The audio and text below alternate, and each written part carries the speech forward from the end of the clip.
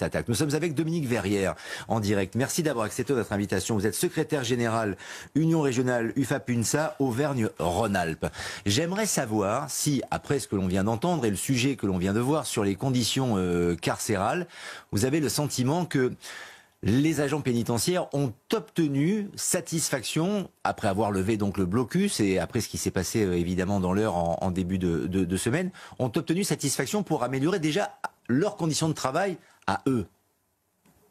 En ce qui concerne le blocus, pour ce qui nous concerne en tout cas, il n'est pas levé, il est simplement suspendu. Nous consultons actuellement le terrain pour voir si le relevé qui nous a été remis par le ministre les satisfait ou pas.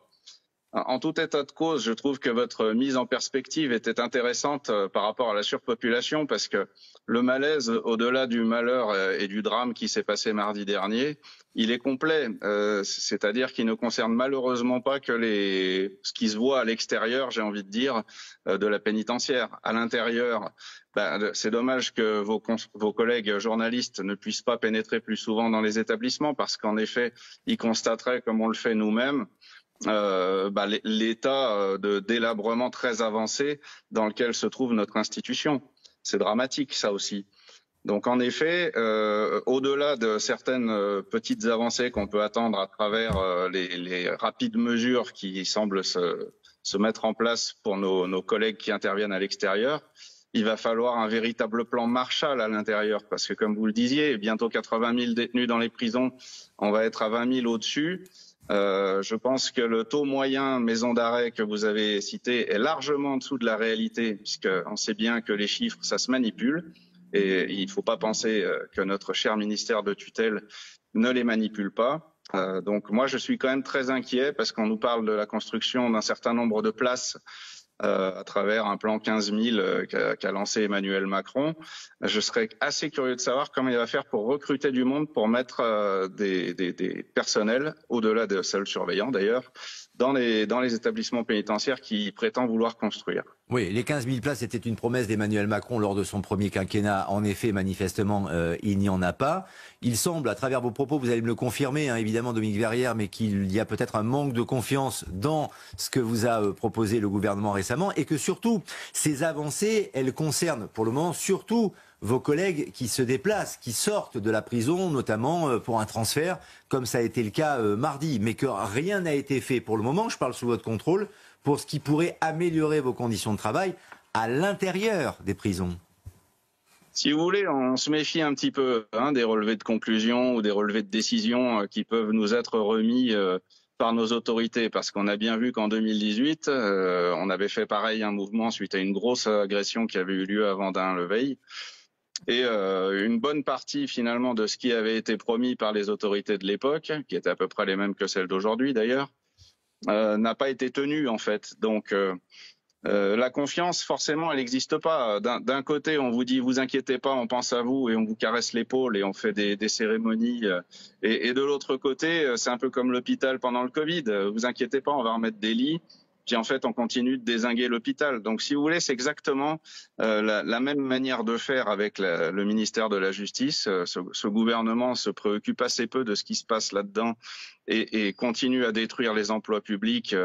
J'en veux pour preuve la création d'une filière, si on peut appeler ça comme ça, de contractualisation des emplois publics de surveillants qui va avoir lieu. Il y a une première campagne qui va avoir lieu à la fin de l'année. Bon voilà, c'est tout un ensemble d'aspects comme ça qui nous sécurisent pas dans l'avenir et qui fait qu'en effet, la crise de confiance est majeure. Donc vos collègues qui vont se déplacer de temps en temps seront peut-être un peu mieux armés suite à ce qui s'est produit, le drame qui s'est produit mardi, et pour l'instant ce sont des promesses, mais à l'intérieur, s'il y avait une mesure urgente, on parle d'état d'urgence, notamment en ce moment en Nouvelle-Calédonie. S'il devait y avoir l'état d'urgence au sein des prisons, Dominique Verrière, quelle serait cette mesure ? Eh bien, on l'avait déjà évoqué en 2018. S'il y en a une à retenir, me semble-t-il, c'est d'interdire à un agent d'ouvrir une porte seul dans un établissement pénitentiaire, de mettre en place de l'îlotage, de mettre en place une organisation, parce que c'est un foutoir sans nom que l'organisation des mouvements en général dans un établissement, et prendre véritablement exemple, par exemple, sur le surveillant référent qui a été mis en place à Varennes-le-Grand, que l'administration pénitentiaire a transformé en surveillant acteur, mais c'est un ersatz mal ficelé en général, parce que je vois bien, moi, par exemple, sur ma région, la manière dont c'est mis en place, c'est chacun fait comme il veut. Il n'y a pas de cadrage, il n'y a pas de pilotage, il n'y a pas de réflexion de fond finalement sur ce qu'on veut faire de la prison et de nos détenus, puisqu'on est censé les rendre meilleurs à la société et que c'est pour ça que les gens payent des impôts. Moi, je trouve que les gens, ils jettent de l'argent par la fenêtre pour le moment avec ce qu'on fait des impôts dans la justice et que, si j'ose dire, il faudrait un véritable plan Marshall pour remettre tout ça sur pied, en fait. Oui, quand vous nous dites qu'il faudrait, la première mesure serait qu'un gardien n'ouvre pas la porte d'une cellule tout seul, ça veut dire que ce gardien risque d'être menacé. Je vous pose la question un peu directement, pardonnez-moi Dominique Verrière, mais qui fait la loi à l'intérieur de la prison? Les gardiens ou les détenus? Ça fait longtemps que c'est les détenus, monsieur. C'est une évidence.